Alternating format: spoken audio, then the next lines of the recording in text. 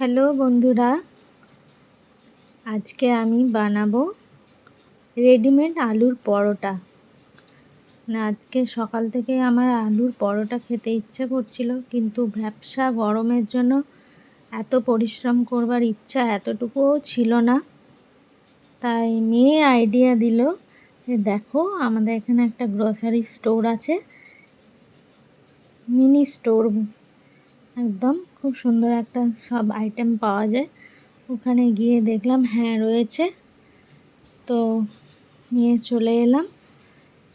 খাওয়ার সময় একটা মেয়ে বলল, আজকে একটা গরম করে দেখাও কেমন টেস্ট হয়।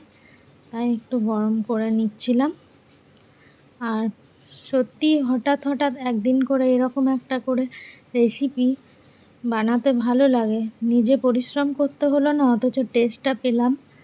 খুব ভালো লাগে এরকম করে, একদিন রেস্ট পাওয়া যায় আর কি।